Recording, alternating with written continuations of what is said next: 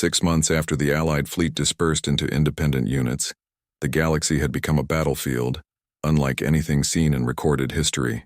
Devourer fleets found themselves under constant harassment from small groups of ships that appeared without warning, struck with devastating precision, and vanished before reinforcements could arrive. Marcus Chen stood on the bridge of the Eternal Vigil, studying reports from across 3 galactic sectors. The randomized tactics were working better than anyone had dared hope. Devourer coordination networks, designed to respond to organized threats, were struggling to predict or counter attacks that followed no discernible pattern. Latest update from Captain Yuki's squadron, Sarah Walsh reported. They've successfully destroyed another supply convoy in the Centauri region. That's the 6th major disruption this week. Dr. Harper looked up from her analysis station, where she'd been tracking Devourer response patterns. Their adaptation rate has dropped by 70%. The quantum entanglement networks can share information instantaneously, but they can't analyze data that doesn't follow logical patterns. The breakthrough had come when Marcus realized that the Devourer's greatest strength was also their greatest weakness. Their ability to adapt and counter enemy tactics required them to analyze patterns and predict future behavior. But human tactical thinking, influenced by creativity, intuition, and controlled chaos, produced patterns that defied analysis. A Krill raiding party would attack a heavily defended system for no apparent strategic purpose, forcing the Devourers to reinforce it, only to discover that the real target was an undefended logistics hub 3 sectors away. Zephyrian Cloud Riders would retreat from winnable battles, then return days later with completely different tactics. Nexari crystalline ships would coordinate their attacks using musical harmonies that changed according to ancient compositions, creating timing patterns that no computer could predict. Incoming transmission from Admiral Harrison, Sarah announced. Priority 1 encryption. Marcus accepted the connection and his former superior's face appeared on the screen. Harrison looked tired but optimistic, a combination Marcus hadn't seen since the war began. Marcus, I have news from the Admiralty, Harrison said. Our deep space monitoring stations have detected massive energy discharges from the void between galaxies. Whatever the Devourers were building out there, it appears to have been destroyed. Marcus felt a surge of hope through the throne's connection. Do we know what happened? Best guess is internal structural failure. The randomized attacks have disrupted their supply lines so severely that they couldn't maintain construction on their mega project. Our xenobiologists think it was some kind of superorganism designed to coordinate their entire species across multiple galaxies. The implications were staggering. If the Devourers had lost their primary coordination system, their vast fleets would be reduced to operating independently, exactly the situation the Allied forces had created for themselves months earlier. There's more, Harrison continued. We've been monitoring communication traffic, and it appears the Devourers are experiencing something unprecedented in their history. Internal conflict. Different fleets are receiving contradictory orders and some have begun fighting each other. Marcus closed his eyes, feeling the ancient knowledge of the architects flowing through his consciousness. The throne's connection allowed him to understand what was happening on a level that pure analysis couldn't reach. The Devourers had evolved as a unified species, their individual units designed to function as part of a greater whole. Without central coordination, they were losing their essential nature. Commander Vexhai, Marcus called out, send a priority message to all Allied units. New tactical directive, begin convergence operations. It's time to reunite the fleet. Vexhai's gaseous form flickered with excitement. Are we returning to coordinated attacks? Better than that, Marcus replied, standing up from the throne and feeling the full weight of command settling over him. We're going to do something the Devourers will never expect. We're going to offer them terms of surrender. The reaction from his crew was immediate and explosive. Dr. Harper nearly dropped her datapad, while Sarah Walsh turned from her station with an expression of pure disbelief. Sir, Sarah said carefully, the Devourers have never shown any inclination toward negotiation. Their entire species is designed for consumption and expansion. Marcus moved to the main tactical display, where the locations of Devourer fleets were marked in red across the galactic map. Many of those markers were now moving in conflicting directions, as different factions within the species struggled to establish dominance. They've never been in this situation before, he explained. For millions of years they've functioned as a unified organism with a single purpose. Now that unity is broken, and they're experiencing something they've never had to deal with, choice. The reunification of the Allied fleet took 3 weeks, as ships that had been operating independently for months gradually converged on the coordinates Marcus had provided. When the last vessel arrived, they had assembled the largest concentration of military force in the galaxy's recent history. The Eternal Vigil took point as the fleet moved toward the Devourer staging area in the Orion Nebula, where intelligence indicated the largest concentration of enemy forces was engaged in what could only be described as civil war. Bioships that had once worked in perfect coordination were now turning their weapons on each other, fighting for control of resources and territory. "Open a channel on all frequencies," Marcus commanded as they approached the edge of the nebula. "This message goes to every Devourer fleet in the galaxy." The transmission that followed would be remembered as one of the most important communications in galactic history. Marcus spoke not just as a human captain, but as the inheritor of the architect legacy and the representative of a united galactic alliance. "To the Devourer fleets," he began, "I am Marcus Chen, commander of the Allied forces. For millions of years your species has consumed and destroyed countless civilizations. Today that ends. We offer you a choice that no one has ever offered before: the chance to evolve beyond your nature." The response was immediate. Dozens of Devourer bioships transmitted replies simultaneously, their organic computers struggling to process the concept of negotiation. Some transmissions were filled with rage and threats, others with confusion and uncertainty. But buried in the chaos of responses, Marcus detected something that made his heart race with hope. A small group of Devourer vessels, led by what appeared to be a young synaptic core, transmitted a message that consisted of a single word: how. The negotiations that followed were unlike anything in recorded history. For the first time, Devourers and their former prey sat down as equals to discuss the future of galactic civilization. The process was slow and difficult, complicated by millions of years of mistrust and fundamental differences in biology and psychology. But gradually, an agreement took shape. The Devourers would cease their expansion and consumption, instead working to restore the worlds they had damaged. In return, the allied species would share their knowledge and resources, helping the Devourer civilization develop new purposes beyond mere consumption. Not all Devourer fleets accepted the terms. Several factions chose to flee the galaxy entirely, seeking new hunting grounds in distant clusters where no one could stop them. Others fought to the bitter end, preferring destruction to change. But for the first time in millions of years, the galaxy knew peace. The war that had consumed countless civilizations was over, ended not through total victory or devastating defeat, but through the most human of solutions: compromise and the belief that even the most implacable enemy could change. Marcus Chen stood on the bridge of the Eternal Vigil as it returned to Earth orbit, watching the blue world where humanity had taken its first steps toward the stars. The throne's power still flowed through him, but he had learned to master it rather than be mastered by it. Through the ship's communication systems, he could sense the rebuilding efforts beginning across the galaxy.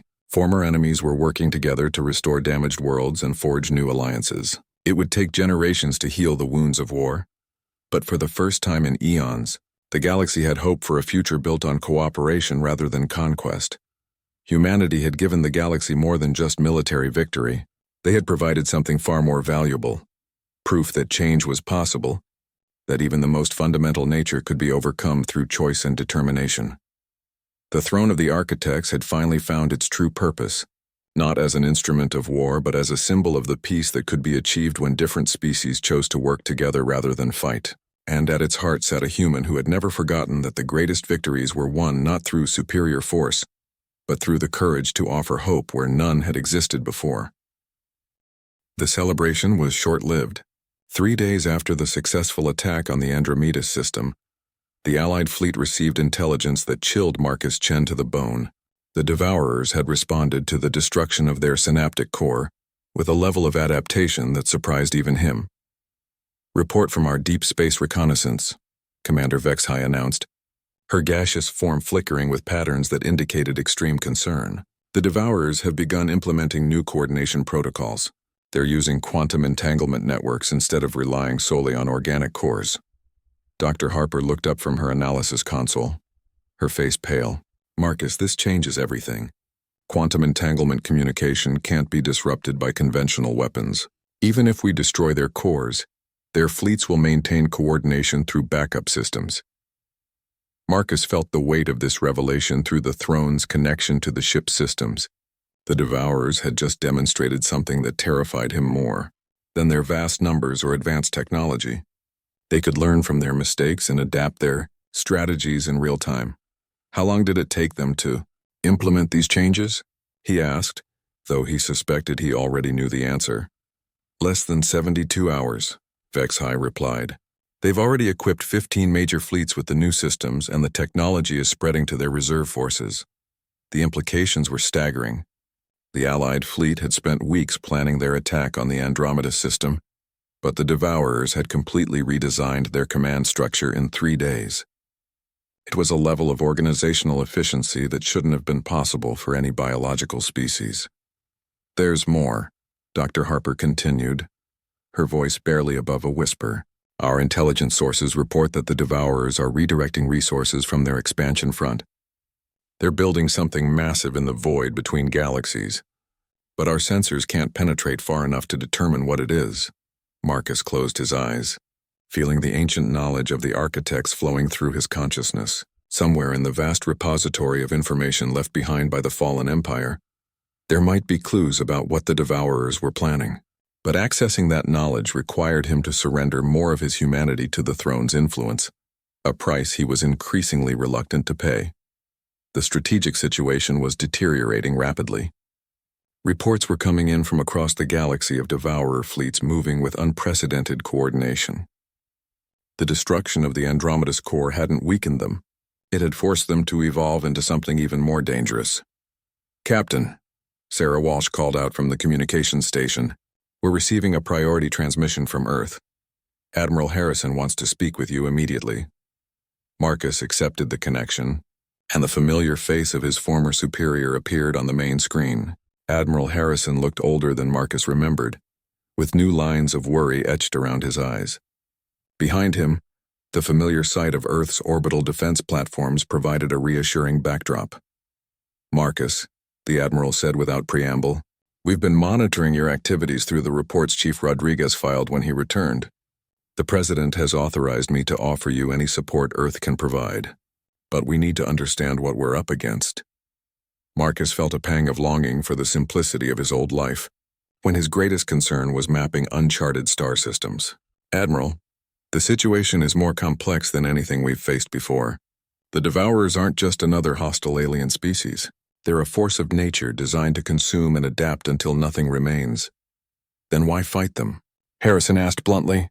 Our preliminary analysis suggests that humanity has perhaps 50 years before they reach our sector of the galaxy. Wouldn't our resources be better spent on evacuation efforts?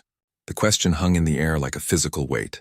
Marcus could feel the eyes of his crew upon him, waiting for his response. Through the throne's connection, he sensed similar conversations happening on ships throughout the Allied fleet. The prospect of abandoning the galaxy was attractive in its simplicity, but Marcus knew it was ultimately futile. Because there's nowhere to run, he said finally. The Devourers have consumed civilizations in 17 different galaxies. They'll follow us wherever we go, and eventually they'll catch up. The only choice is to fight them here now, while we still have allies and resources. Admiral Harrison's expression was grim. Then Earth stands with you.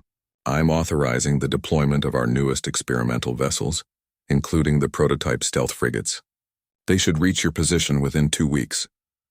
The connection ended, leaving Marcus alone with the magnitude of the decision he had just made. By accepting Earth's support, he had committed his homeworld to a war that might very well result in humanity's extinction, but the alternative was equally unthinkable. Commander Vexhai, he said, convene an emergency meeting of all fleet commanders. We need to discuss our next move. The gathering took place on the Eternal Vigil, with representatives from every allied species present either in person or through holographic projection. The mood was somber as Marcus outlined the intelligence they had gathered about the Devourer's adaptation. Our previous strategy is obsolete, he admitted, feeling the weight of disappointed expectations from the assembled commanders. The Devourers have proven they can counter our tactics faster than we can implement them. We need a completely different approach. Captain Thorgrim of the Krill spoke first, his mechanical arm clenching into a fist. My people have a saying, when the enemy adapts, become unpredictable. Perhaps it is time to abandon coordinated strategy entirely. The suggestion was met with skeptical silence from several commanders, but Marcus found himself considering the implications. Traditional military doctrine emphasized coordination and unified command, but the Devourers had proven they could analyze and counter any organized resistance. "What are you suggesting?" asked Commander Silith of the Vorthon fleet, her skin shifting to curious orange patterns. "Independent operations," Thorgrim replied. "Each ship or small squadron acts autonomously, striking targets of opportunity without central coordination. The Devourers can't predict what they can't analyze." Dr. Harper looked up from her data pad.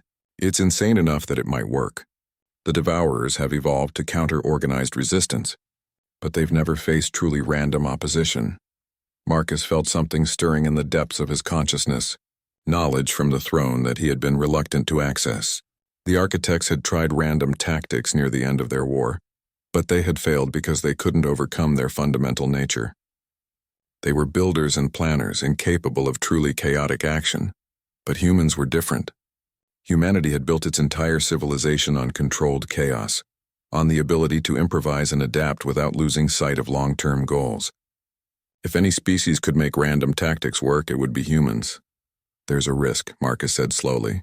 "If we abandon coordination entirely, we lose the ability to concentrate our forces for major objectives. The Devourers could overwhelm isolated units. Better to die fighting than to be consumed while hiding," the Nexari representative chimed, her crystalline form resonating with determination. One by one, the commanders voiced their agreement. The decision was unprecedented in galactic military history, but then again, so was their enemy. As the meeting concluded and the fleet began to disperse into smaller units, Marcus felt a mix of hope and terror at what they were about to attempt. For the first time since the war began, the galaxy would see what happened when humanity's gift for chaos was unleashed against an enemy that thrived on order and predictability. The Devourers had adapted to every strategy they had encountered over millions of years of conquest. They had never faced the controlled madness of human tactical thinking, and Marcus Chen intended to use that advantage for everything it was worth. 3 weeks after the alliance was formed, the combined fleet gathered in the Kepler Void, a region of space where dark matter concentrations created navigation hazards that even the Devourers avoided. Marcus Chen stood on the bridge of the Eternal Vigil, watching as 237 ships from 12 different species took their positions in the attack formation he had devised. The plan was audacious in its simplicity. Instead of trying to match the Devourers ship for ship, they would strike at the enemy's greatest weakness: their reliance on bio-neural coordination networks. Every Devourer fleet was controlled by massive organic computers called synaptic cores, living organisms the size of small moons that processed and coordinated the actions of thousands of individual ships. "Final systems check complete," reported Commander Vexhai, the Zephyrian officer who had volunteered to serve as Marcus's tactical coordinator. Her gaseous form flickered with nervous energy as she reviewed the attack parameters. "All ships report ready for jump."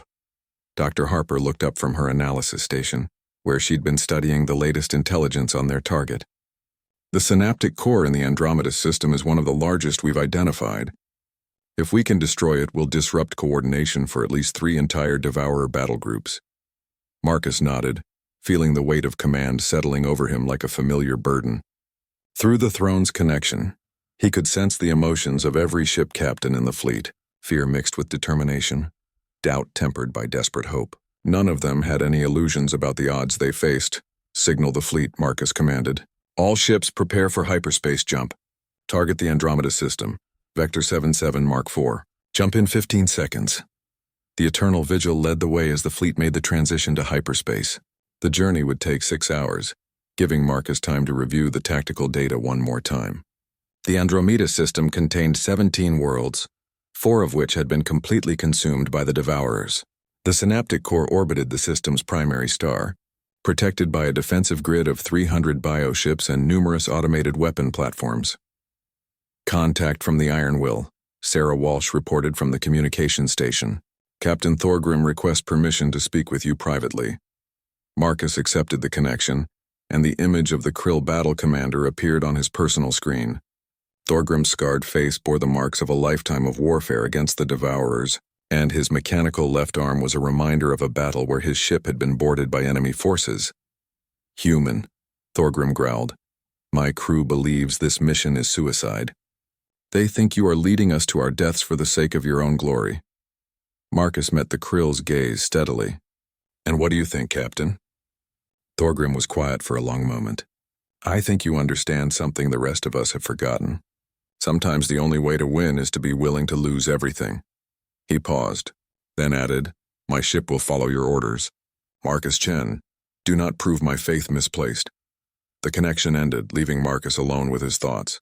Through the ship's sensors, he could feel the approach of their destination, and with it, the most dangerous gamble of his life. Everything depended on the Devourers reacting exactly as he predicted they would. The fleet dropped out of hyperspace at the edge of the Andromeda system, immediately dispersing into the attack formation Marcus had designed. Instead of advancing as a single unit, the ship spread out across multiple vectors, making it appear as though several different fleets had arrived simultaneously. "Enemy response is exactly as predicted," Commander Vexhai reported, her form brightening with excitement.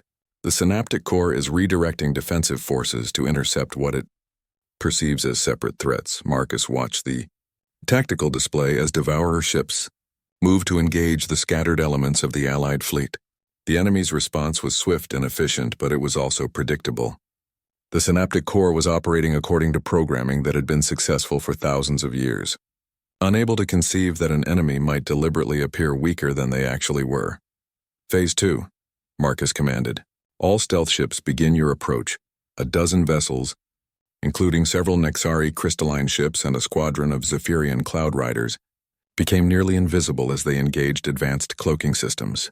Their mission was to penetrate the defensive perimeter around the Synaptic Core while the main fleet served as a distraction. The battle erupted across the entire system as the Allied fleet engaged the Devourer defenders. Energy weapons and exotic projectiles filled space with deadly light, while bioships released clouds of corrosive organisms designed to eat through hull plating. The Allied ships gave ground steadily, appearing to retreat in disorder while actually drawing the enemy forces further from their primary objective. "Stealth group is in position," Vexhai reported. "They're requesting permission to begin the final approach." Marcus felt his heart racing as he gave the order that would determine the fate of the mission. "All stealth units execute attack run. Main fleet, prepare for maximum acceleration on my mark." What happened next would be discussed in military academies for generations to come. The stealth ships emerged from cloak directly above the Synaptic Core, their weapons already charged and targeting the massive organism's most vulnerable neural clusters. The core, evolved to process information from thousands of sources simultaneously, was completely unprepared for an attack from vessels it hadn't detected. The first volley of concentrated fire tore through the core's outer defensive membrane, causing spasms of pain to ripple through the creature's massive form. The second volley penetrated deeper, severing crucial neural pathways that connected the core to its defensive fleet. Within seconds, 300 Devourer ships found themselves cut off from their coordination network, their organic computers struggling to function independently. "Now," Marcus shouted. "All ships full attack! Take advantage of their confusion." The Allied fleet abandoned all pretense of retreat, accelerating toward the disabled Devourer forces with weapons blazing. Ships that had been retreating in apparent panic suddenly revealed hidden weapon systems and reinforced armor. The Krill battleships led the charge, their massive guns tearing through bioship hulls with devastating efficiency. The battle turned into a rout within minutes. Devourer ships, designed to function as part of a coordinated swarm, were helpless when forced to fight as individuals. They lacked the independent thinking necessary to adapt to rapidly changing tactical situations, and their organic computers were simply too slow to process threats without guidance from the Synaptic Core. "Core destruction confirmed," Dr. Harper announced, her voice filled with amazement. "The organism is suffering complete neural collapse. It's sending distress signals on frequencies we've never detected before." Marcus felt a surge of satisfaction through the throne's connection, but he forced himself to remain focused on the larger picture. "Signal the fleet. Begin immediate withdrawal. Those distress signals will draw other cores." and we don't want to be here when they arrive." As the Allied fleet regrouped and prepared to return to hyperspace, Marcus allowed himself a moment to appreciate what they had accomplished. In less than 2 hours, they had destroyed a coordination node that had taken the Devourers decades to grow and position. More importantly, they had proven that the enemy was not invincible. But even as the fleet made the jump to safety, Marcus knew this was only the beginning. The Devourers would adapt to this new threat, just as they had adapted to every challenge they had faced over the millennia. The real test would come when they encountered an enemy that had learned from this victory and was prepared for humanity's unconventional tactics. Through the ship's communication systems, Marcus could sense the changing mood of the Allied fleet. For the first time in thousands of years, they had dealt a significant blow to their ancient enemy. Hope was a dangerous thing in warfare, but it was also the one weapon the Devourers had never learned to counter. The war was far from over, but humanity had given the galaxy something it had been lacking for far too long: proof that the Devourers could be beaten. The Eternal Vigil raced through hyperspace at speeds that would have torn apart any human-built vessel. Marcus Chen sat on the ancient throne.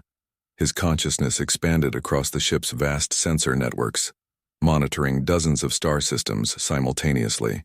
The knowledge flowing through him revealed the true scope of the Devourer threat, and it was worse than he had initially feared. "Captain," Sarah Walsh reported from her station, "we're receiving responses to your transmissions. 16 different species have acknowledged receipt of your messages, and 12 have agreed to rendezvous at the coordinates you provided." Dr. Harper looked up from the historical archives she'd been studying. "Marcus, some of these species haven't had contact with each other for thousands of years. The last time they worked together was during the final battles against the Devourers. Many of them blame each other for the fall of the Architect Confederation." Marcus nodded, feeling the weight of ancient grudges and long-standing conflicts through the ship's communication systems.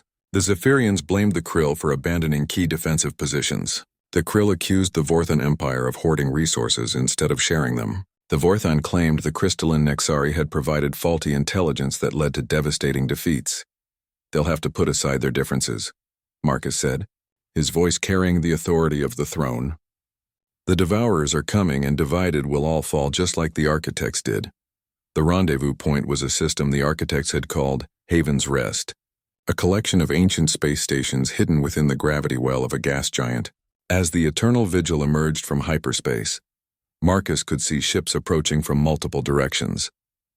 Each vessel represented a different species, and many of them were armed and ready for battle. The first ship to arrive was a sleek Zephyrian destroyer, its hull covered in energy patterns that shifted like wind across water. The Zephyrians had been the Architects' primary allies, sharing their mastery of atmospheric and energy manipulation. Behind them came a massive Krill battleship, its dark metal hull bristling with weapons that could punch through planetary shields. "Incoming transmission from the Zephyrian vessel," Sarah reported. "They're requesting permission to board." "Granted," Marcus replied, though he could sense the tension radiating from the other approaching ships. "Send the same authorization to all vessels. We need to meet face-to-face if we're going to make this work." The main conference chamber of the Eternal Vigil had been designed to accommodate dozens of different species. As the representatives gathered, Marcus was struck by the diversity of forms and thought patterns he could sense through the ship's systems. The Zephyrian delegation moved like living clouds, their forms shifting between solid and gaseous states. The Krill ambassador was a towering figure encased in powered armor that enhanced his already formidable physical strength. The crystalline Nexari delegate chimed like musical bells when she moved, her thoughts processing information at speeds that made even the ship's computers struggle to keep up. The Vorthan representative was more familiar in appearance, humanoid but with skin that changed color to reflect her emotional state. "You claim to speak for the Architects," the Krill ambassador rumbled, his voice carrying the weight of mountain avalanches. "But you are human, a species unknown to us. Why should we follow someone who has never faced the Devourers in battle?" Marcus stood up from the throne, feeling its power flowing through him but being careful not to let it overwhelm his essential humanity. "Because humanity has something you've all forgotten, the ability to think like our enemies without becoming them." He gestured, and the chamber's holographic displays activated, showing the tactical analyses he'd been working on. The architects failed because they fought the war they wanted to fight, not the war the Devourers were actually waging. You tried to defend fixed positions and protect civilian populations. The Devourers used that compassion against you, forcing you to spread your forces thin while they concentrated on destroying your industrial base. The Nexari delegates' crystalline form rang with discordant notes. The Devourers consume everything they touch. We had no choice but to protect our worlds. You always have choices, Marcus replied. The question is whether you're willing to make the hard ones. The Devourers expect you to fight defensively because that's what you've always done. They've built their entire strategy around exploiting your predictable responses. The Vorthon representative's skin shifted to deep purple, indicating skepticism. And what would you have us do instead? Abandon our worlds to save them? Marcus activated another holographic display, this one showing a star map of the local galactic region. Red markers indicated confirmed Devourer positions, while blue markers showed the locations of the surviving Confederation species. We're going to do something the architects never tried. We're going to take the fight to them. The reaction was immediate and explosive. Several delegates began speaking at once, their voices creating a cacophony of protest and disbelief. The Krill ambassador slammed his armored fist on the table, cracking the ancient metal. Madness, he roared. The Devourers' main fleets number in the millions. Even if we combined all our remaining forces, we couldn't match a tenth of their strength. Marcus let the noise die down before responding. Numbers don't matter if you're fighting the wrong war. The Devourers have grown complacent over the millennia. They've consumed so many civilizations that they've stopped adapting their tactics. They expect resistance to follow predictable patterns because it always has before. He manipulated the holographic display, zooming in on a particular region of space. This is the Kepler Void, a region of space the Devourers avoid because it interferes with their organic technology. Intelligence gathered by the Eternal Vigil indicates they're planning to bypass it entirely when they launch their next major offensive. Dr. Harper, who had been quietly studying the data, suddenly understood. You want to use the Void as a staging area, hit their supply lines and coordination nodes while their main fleets are committed to the offensive. Exactly, Marcus confirmed. The Devourers have never faced an enemy that was willing to sacrifice territory to gain strategic advantage. They consume worlds in a predictable pattern, always moving from resource-rich systems toward population centers. But if we can disrupt their coordination network, their fleets will lose cohesion. The Zephyrian delegate's form solidified as she considered the proposal. It would mean abandoning the outer colonies. Millions of our people would be left defenseless. Marcus felt the weight of those lives through the throne's connection, but he forced himself to remain focused on the larger picture. The outer colonies are lost anyway. The Devourers will reach them within months regardless of what we do. But if we can break their coordination network, we might be able to save the core worlds. The chamber fell silent as the delegates processed this harsh reality. These were species that had built their civilizations on principles of protection and preservation. Asking them to deliberately sacrifice territory went against everything they believed in. The Nexari delegate was the first to speak, her crystalline voice ringing with newfound determination. The architects' greatest strength was also their greatest weakness. They could not conceive of tactics that violated their moral principles. Perhaps it is time for a different approach. One by one, the other delegates began to voice their agreement. The Krill ambassador was the last to speak, but when he did, his words carried the weight of commitment. My people have fought the Devourers for 3,000 years. We have lost more worlds than any other species. If there is a chance to end this war, we will take it regardless of the cost. Marcus felt a surge of hope through the ship's systems. For the first time since the fall of the Architect Confederation, the scattered remnants of galactic civilization were united in purpose. It wouldn't be easy and the cost would be terrible, but humanity had finally given them something they'd been lacking for millennia, a strategy that might actually work. As the delegates began working out the details of their alliance, Marcus couldn't shake the feeling that they were being watched. Somewhere in the vast darkness between stars, ancient enemies were stirring and the real war was about to begin. Marcus Chen hesitated before the ancient throne, his hand hovering just inches from its gleaming surface. The moment he made contact, everything would change, not just for him, but potentially for all of humanity. The weight of that decision pressed down on him like the gravity of a collapsing star.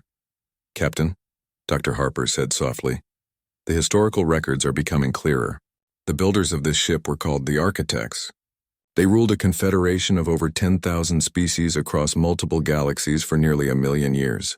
But the Devourers came from outside our local galaxy cluster, consuming entire civilizations and turning their knowledge against other species. Lieutenant Walsh looked up from her console, her face pale. "Sir, I'm picking up something on the long-range sensors. Multiple contacts heading this way at impossible speeds. They'll be here in less than 6 hours." Rodriguez cursed under his breath as he studied his own readings. "Those energy signatures don't match anything in our databases. Whatever's coming, it's not using technology we understand." Marcus made his decision. The approaching threat meant they couldn't afford to wait any longer. He placed his palm firmly against the throne's surface. The reaction was immediate and overwhelming. Energy coursed through Marcus's body, but instead of pain, he felt a sense of completion, as if he had been missing a vital part of himself his entire life. Information flooded his mind, not as data to be learned, but as knowledge that had always been there, waiting to be unlocked. The throne accepted him completely. Around the chamber, every control panel blazed to life, displaying information in languages that Marcus now understood perfectly. The ship's systems, dormant for millennia, awakened with a deep thrumming that resonated through the hull. "Captain, are you all right?" Dr. Harper asked, but her voice seemed to come from very far away. Marcus opened eyes he hadn't realized he'd closed. When he spoke, his voice carried new authority that made his crew stand straighter. "The ship's name is Eternal Vigil. It's not just a command vessel. It's a mobile fortress designed to coordinate the defense of entire galactic regions. And those contacts Sarah detected aren't explorers or traders. They're scouts for a Devourer invasion fleet." Knowledge continued to flow into his consciousness. He understood now why the Architects had built the throne to choose a human successor. Humanity possessed something that all other species lacked: the ability to think beyond the limitations of their own evolution. Where other species were bound by millions of years of biological and cultural programming, humans could adapt, innovate, and transcend their nature when necessary. The Architects tried to fight the Devourers using conventional military tactics, Marcus explained, standing up from the throne, but maintaining his connection to its systems. They had superior technology and greater numbers, but they thought like builders, not destroyers. The Devourers consumed their fleets and turned their own weapons against them. Sarah's console chimed with an incoming transmission. "Captain, we're being hailed by the lead contact. The signal is unlike anything we've encountered before." "Put it through," Marcus ordered, though he already knew what they would hear.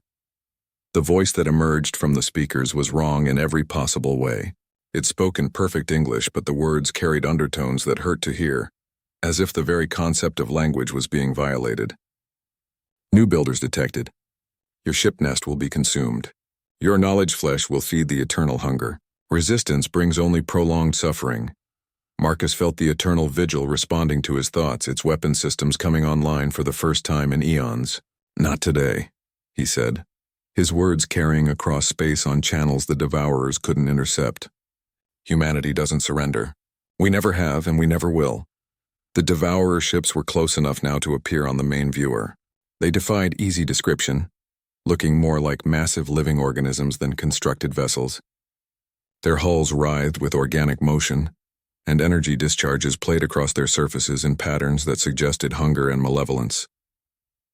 "Rodriguez," Marcus called out, "I need you to return to the Endurance and send a priority transmission to Earth. Tell them what we've found here, and warn them about what's coming."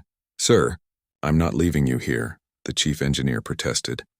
"That's an order, Chief. Someone needs to warn our people, and you're the best engineer we have. They'll need time to prepare defenses." Rodriguez nodded reluctantly, but before he could leave, the ship shuddered as the first Devourer weapon struck its shields. Energy barriers that had protected the Eternal Vigil for millennia flared to life, easily absorbing the attack. Marcus could feel the ship's weapons charging, ancient systems that could crack planets responding to his mental commands. But as the knowledge from the throne continued to integrate with his consciousness, he realized that simply destroying these scouts wouldn't be enough. The Devourers had learned from their encounters with the Architects. They now sent waves of expendable forces to test enemy capabilities before committing their main fleets. "Sarah, Dr. Harper, I need you to access the ship's archives," Marcus said. his mind already formulating a strategy that would have been impossible for any other species to conceive. Look for information about devourer reproduction cycles and fleet coordination methods. If we're going to stop them, we need to understand how they think. The Eternal Vigil opened fire and space lit up with energy discharges that could sterilize worlds. The Devourer scouts were fast and agile, but the Architect weapons had been designed specifically to counter their tactics. Within minutes, 3 of the 5 enemy ships were destroyed, their organic hulls rupturing and bleeding exotic matter into the vacuum. But Marcus knew this was only the beginning. As the remaining scouts retreated to faster-than-light speeds, he could sense their purpose. They would report back to the main Devourer force, telling them that the Architects had returned. Soon, this entire region of space would be swarming with enemy fleets. "Captain," Dr. Harper called out from her console, "I found something. The Devourers aren't just consuming civilizations for resources. They're collecting genetic and cultural information, looking for species that might pose a threat to their expansion. According to these records, they've already cataloged over 40,000 different sapient species. But they haven't encountered humans yet," Marcus realized. "We're not in their database, which means they'll underestimate us. That might be the advantage we need." The Throne's connection allowed Marcus to access communication networks that spanned the galaxy. He could reach out to the scattered remnants of the Architect Confederation, species that had survived in hidden colonies and forgotten outposts. For the first time in millennia, they would have hope. As the Eternal Vigil began to move under its own power, following Marcus's mental commands, he felt the full scope of his new responsibility settling over him. He wasn't just a starship captain anymore. He was the inheritor of a galactic empire's legacy, and the only thing standing between humanity and an enemy that had already consumed countless civilizations. But humanity had never faced a challenge they couldn't overcome, and Marcus Chen intended to keep that record intact. The discovery happened during what galactic historians would later call the Third Expansion Wave. Captain Marcus Chen of the human exploration vessel Endurance had been following a series of gravitational anomalies through the Kepler 442 system when his ship's sensors detected something impossible. A massive artificial structure floating in the void between 2 dead planets. The structure defied every known principle of engineering. It stretched for nearly 50 kilometers in length, its surface covered in intricate patterns that seemed to shift and change when observed directly. The hull, if it could be called that, appeared to be made from a material that absorbed all forms of electromagnetic radiation, while simultaneously emitting a faint, pulsing glow that registered on no known spectrum. "Captain, we're receiving automated transmissions," reported Lieutenant Sarah Walsh from her position at the communications station. "The signal is being broadcast on frequencies we've never encountered before. But somehow our translation matrix is picking up fragments." Marcus leaned forward in his command chair, studying the massive vessel on the main view screen. "What's it saying?" It's welcoming us," Sarah said, her voice filled with confusion. "The message keeps repeating something about the time of choosing and the one who will claim the throne. Captain, I think this thing has been waiting for someone to find it." The away team that boarded the ancient vessel consisted of Marcus, Sarah, Chief Engineer Rodriguez, and Dr. Elizabeth Harper, the ship's xenoarchaeologist. They entered through what appeared to be an airlock that activated automatically upon their approach, cycling them through a series of chambers that somehow provided breathable atmosphere, despite the ship's obvious age. The interior corridors were vast and empty, their walls covered in the same shifting patterns they had observed from outside. Emergency lighting activated as they moved deeper into the vessel, casting long shadows that seemed to dance independently of their movements. The architecture followed no known design principles, with passages that curved impossibly, and chambers that appeared larger inside than their exterior dimensions should have allowed. "These energy readings don't make sense," Rodriguez muttered, scanning the walls with his tricorder. "The power source should have died out millions of years ago, but everything is running at full capacity. And these materials, I've never seen anything like them." Dr. Harper was documenting the symbols carved into the walls, her recorder working overtime to capture the constantly shifting patterns. "These aren't just decorative," she said. "They're telling a story, something about a great empire that spanned galaxies, and a throne that could only be activated by one worthy of ruling." They followed the main corridor for what felt like hours, Though their chronometers indicated only 30 minutes had passed, time seemed to flow differently within the ancient vessel, as if the ship itself existed partially outside normal space-time. Finally, they reached a massive chamber at the ship's heart. The throne room was breathtaking in its scope. The ceiling stretched up into darkness, supported by pillars that seemed to be carved from single pieces of some crystalline material.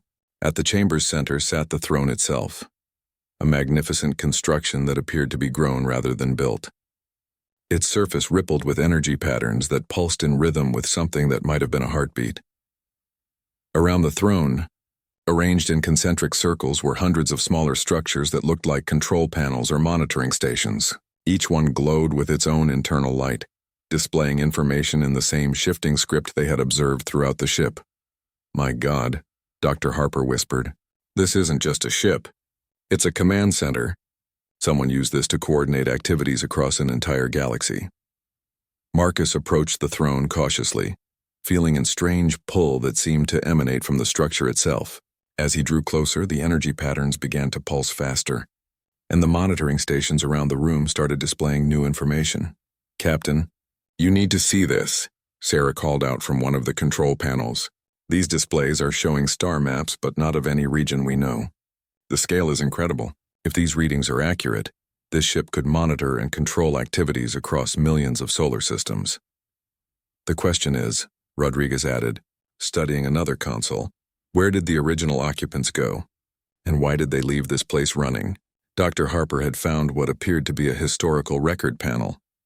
The images it displayed were fragmentary, but they told a story that chilled her to the bone. "I think I know what happened to them," she said quietly. "These records show a great war, fought across multiple galaxies. The empire that built this ship was fighting against something they called the Devourers. From what I can piece together, they were losing." Marcus stood directly before the throne now, feeling the energy patterns wash over him in waves. The structure seemed to be scanning him, evaluating him in ways he couldn't understand. Around the room, more control panels were activating, displaying information that his team's translators were beginning to decode. "Captain," Sarah said urgently, "the ship's automated systems are trying to tell us something. It says the original builders knew their empire would fall, so they created this throne as a failsafe. It's designed to choose a successor, someone who could rebuild what was lost and continue the fight against the Devourers." "But why us?" Marcus asked. "Why humans? We're barely a spacefaring species. We've only been exploring beyond our own solar system for a few decades." The answer came not from his team, but from the throne itself. As Marcus drew closer, holographic displays materialized around him, showing images of humanity's brief but remarkable history in space. The displays showed human colonies adapting to impossible environments, human explorers pushing into dangerous regions of space that other species avoided, and human diplomats forging alliances between species that had been enemies for millennia. "It's not about our technology," Dr. Harper realized, studying the displays. "It's about our nature. Look at these images.